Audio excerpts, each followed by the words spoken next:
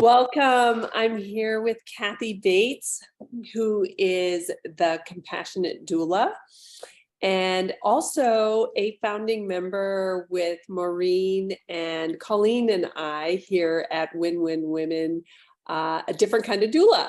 And Kathy, today I am so excited to talk about a day in a doula, and I'm so grateful you agreed to do this, especially given that it's your son's birthday. I didn't realize that. So I feel selfish to have you here. So happy that you and I can have this conversation for the benefit of others who are interested in becoming an end-of-life doula, which, you know, everybody's who's doing this kind of work, it's kind of pioneer work. It's a new profession, and you're probably the person that I know the best who's been doing it for the longest, and have been connecting with all kinds of people. So I would just love to hear what brought you to this work to begin with. Thank you, Kathleen. Actually, doing this work has been just a natural for me, both personally and professionally, for most of my life since my teens, professionally since about 30 years, working as a social worker in acute rehab in skilled nursing. And it has always been a sacred honor for me to help guide and support and provide information and share with folks about end of life and different pathways toward the end of life. Mm-hmm. Yeah. And I think, you know, I think you're like so many others where it feels like a really natural progression. It makes me think about many people like Maureen working in hospice, and a lot of people working in long-term care and facing death. And many people feel drawn toward it because of having a really important experience that feels meaningful in their own personal life. Yeah. So personally, what kinds of characteristics or qualities do you see people who are drawn to this work? What kinds of things come up that feel like, oh yeah, that makes sense that they want to be an end-of-life doula? Often it has to do with people feeling really moved to do this kind of work. Mm. And I'm always alert to the idea of when someone shares with me that they feel like it's a sacred honor. It's like an aha, because that's been my experience, that it is a sacred honor, this transition. And this transition can be a few months to a few days to the last day when a person is in the midst of active dying. Mm-hmm. But I'm very much aware that many, many more people it's resonating with them. And it's very exciting because we need individuals who feel so drawn towards and compassionate about this life work that we're doing. Mm-hmm. I agree. And I think too, I love what you just said about, you know, it could be long or short term that you're working with people. And what do you find? I know that in my experience, people are either calling me at the last minute, or they're calling me in anticipation and curiosity, you know, both of those kind of, what do you do and how does this work? I've heard about this. So what kinds of situations are you finding yourself in when people call you? What are, maybe you can give us an example of a long-term and a short-term one. Very much a wide variety. Recently, I received a phone call from a lady who has Parkinson's and who's very much in VSED, which is voluntary stop eating and drinking. And then she shared with me that she thought maybe in a year or two. So I had the opportunity to meet with her a couple of weeks ago. And what I found myself doing is really listening to her family dynamics, because from her perspective, she feels like she doesn't have any familial support at all. And so we talked quite a bit about what this looks like. But one of the things that I notice with a lot of folks is that there's a lot of unfinished business with their family members. Mhm. So that's an example of a very long um, process. And she's going to think about it. And we might work once a month together for several months. You know, it really is the individual's desire. And my personal philosophy is that the person and their loved ones are the guide. A short one could be sometimes I get called by a family. And a lot of times it's word of mouth that I receive a phone call. And I've had two short, when I call short, I think about the time of 3 to 4 days. Mhm. Sometimes it can be a little bit longer, and I'll share with you a little bit later about what my quote unquote ideal person is. Yeah, that is good to know, because it is a learning pathway and everybody's ideal person may look differently. Absolutely. And that's where I go to what's going on in individuals. So when the family calls me, one instant was in the midst of COVID, where the assisted living facility actually gave me permission to come into this facility and provide hands-on assistance to the lady who was already unresponsive and in the process of getting ready to pass away. Um, what was fascinating is, well, it's not fascinating, but what I spent most of my time doing, Kathleen, was actually helping the two children prepare for their mother's death, and helping them about positioning, helping them about, okay, this is a good time for going ahead and giving your mom a little bit of morphine. I don't do those things, but I can be watching when a person is needing that in order to have them not work so hard at end of life. Mhm. That's one example. Did you want another? No, I think that that gives a really good, it's similar. I mean, I've even gotten a call where someone was saying, we're in this process and we think we want some support, and getting back within 45 minutes and the person has already died. So I've had those calls as well. So one of the things that I think is important about this work, in it being pioneering, and we already know about with hospice, is people knowing about it and accessing the services and not being scared about accessing the services before getting to that point, in hopes that the conversation about death and dying and planning can happen when we're not in the midst of dying. However, it can be really impactful for the family to go through that process to ensure the highest quality and dignity and connection possible with the dying person. Absolutely. A year ago, October, I received a call from a family member, and it happens to the person happened to live in my community. And one of the pleasures I thought was the opportunity to work with 3 generations and a person's neighbors. But that's the community, that's the loving community that they were involved in. So I actually started with a visit to a hospital and got to know the lady was unresponsive at the time, but I got to know her through her granddaughter's eyes. Oh, And it was a marvelous gift, and then helped a little bit provide guidance and helping the person get home to her daughter's house, where it was beautifully set up, where the daughter had placed their mom in front of the living room window looking out at nature. And it was just lovely to have dogs around, different family members and friends coming in and out, paying their respects.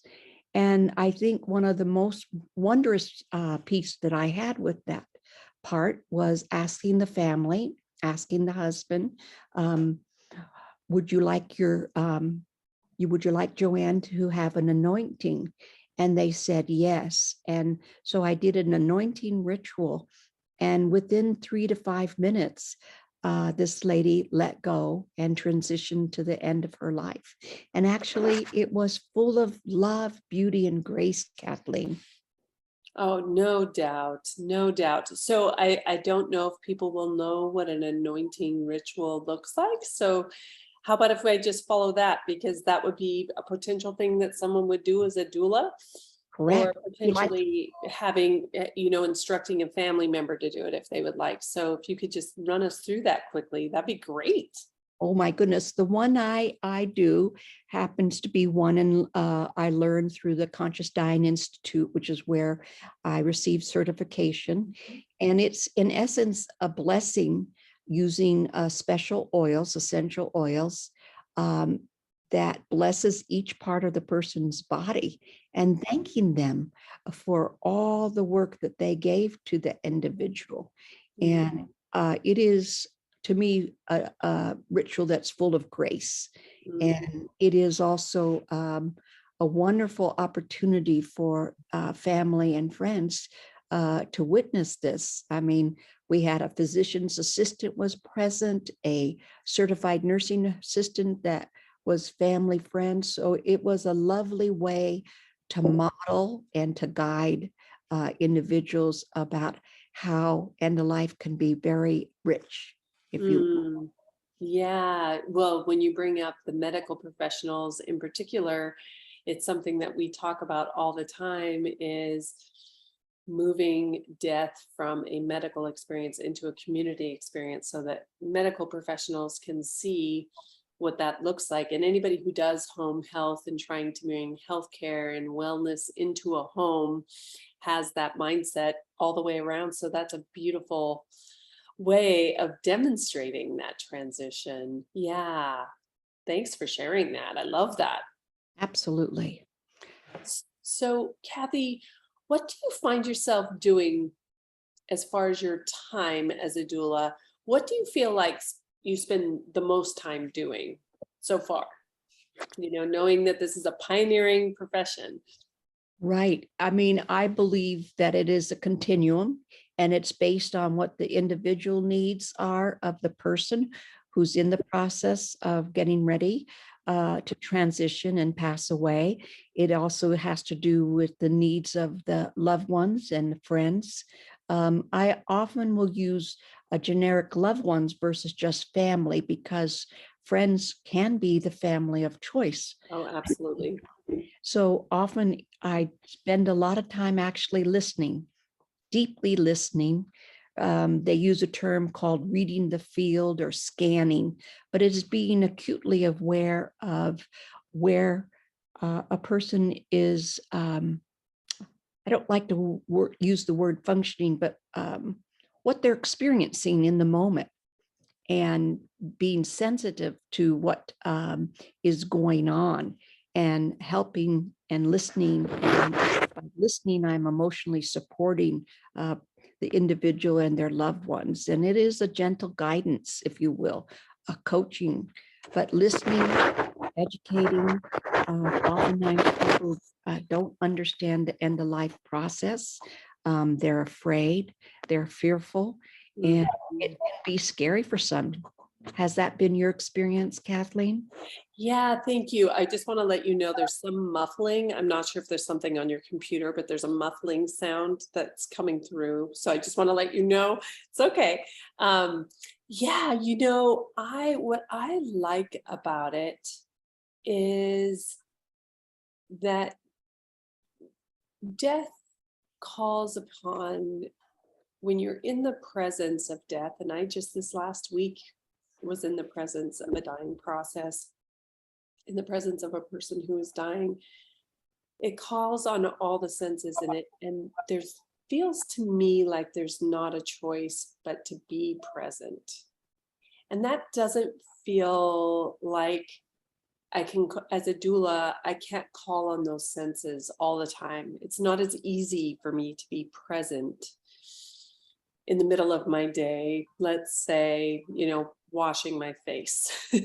I think it's a practice. It's a practice. It is a dedication to being present in the moment. But there is a calling of all senses, and that it for some reason feels grounding and very important. And I appreciate the word sacred.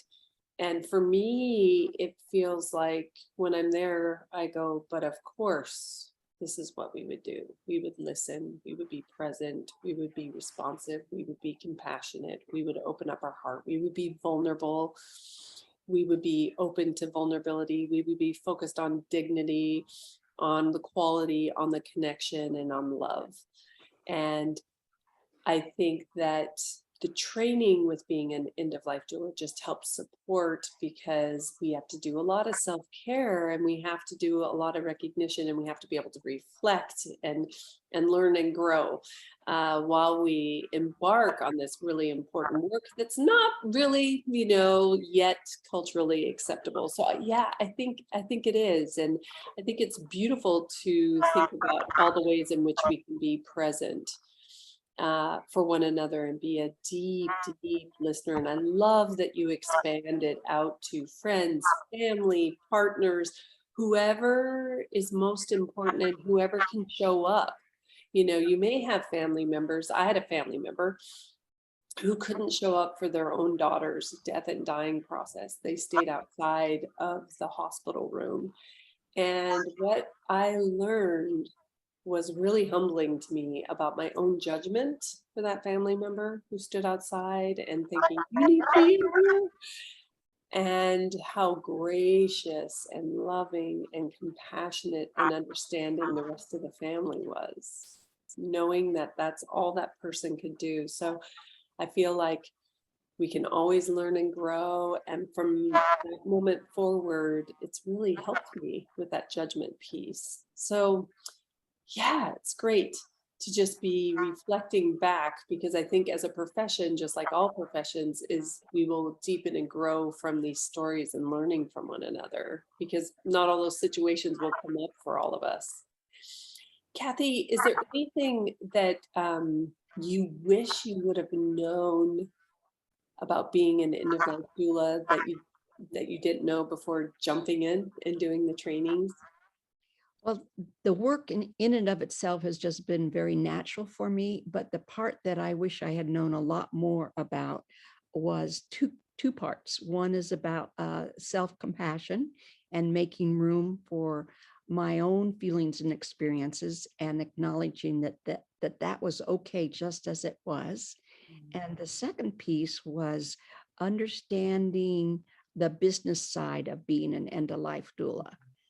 Sometimes people have an expectation that being an end-of-life doula can be full-time work and then substitute for someone's monthly income. And that isn't always the case, because it is an ebb and flow of clientele, if you will. Yeah, I agree. And for me, one of the things that comes up is that I spend a lot of time doing is talking to people about what an end of life doula does, what services I have. And the majority of what I do is grief around anticipated loss, or grief around loss after someone's died. And so I've done a lot of the grief and bereavement work, as well as coaching, which again feels really natural for me. Is there anything surprising that you've done, Kathy, in your work that you're kind of surprised of, like, wow, look, this is what I'm doing, or I never saw myself do this as a doula? Surprise.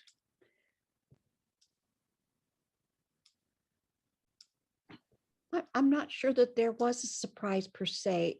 I think probably the surprise is knowing and learning to allow myself to be very vulnerable to a person's, that it does affect me. Each end of life situation, each death affects me.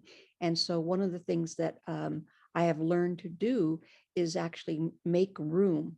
I can't easily go from the deathbed and the family grieving to going home and getting ready for dinner and attending to all the household needs.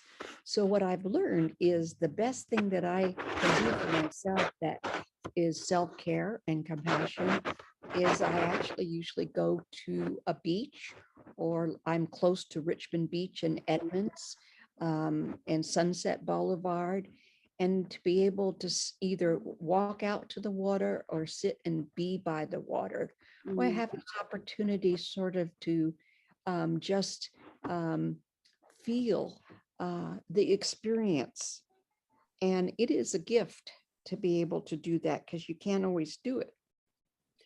Yeah, thank you for saying that, because that goes back to that self-compassion, huge self-awareness, having the self-awareness of the impact of having that separation from home life and the work that you do. And again, that seems like a real natural thing given the work that you were doing before. I'm guessing you would have to have that separation at times too. Yeah.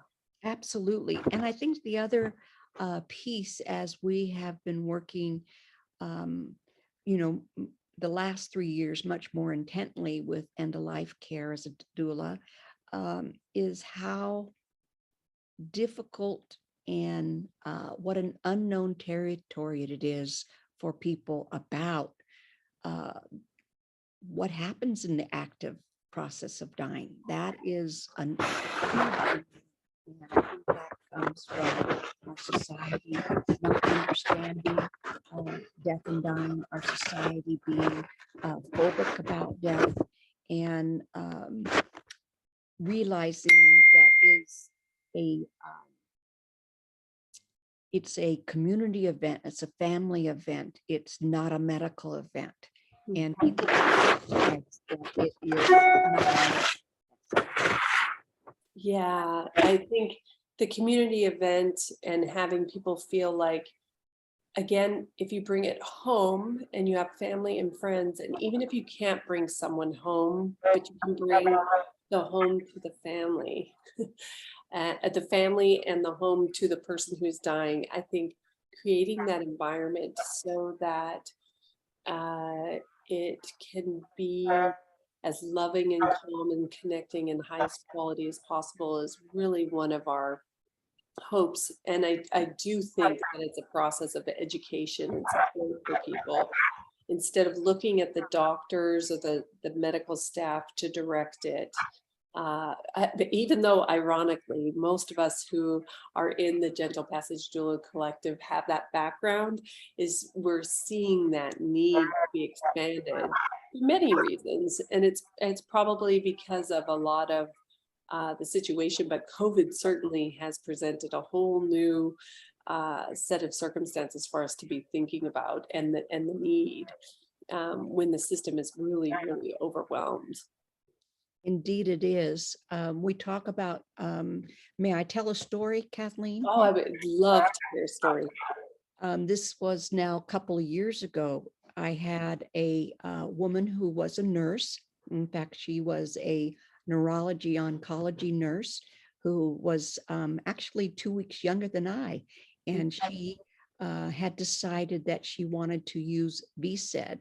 And so voluntary stop eating and drinking. And she was incredibly considerate of her daughter. She had a daughter and 2 sons. She had been living in an adult family home, and her children were, while they didn't really like the idea, especially her sons didn't, they completely supported their mom. And she didn't go to a home, but she did go to her daughter's home. So she left an adult family home, and her children rented an RV and placed the RV on the daughter's property so that they could be in close proximity. And they had taken many things out of the RV so that they could have a hospital bed in the RV.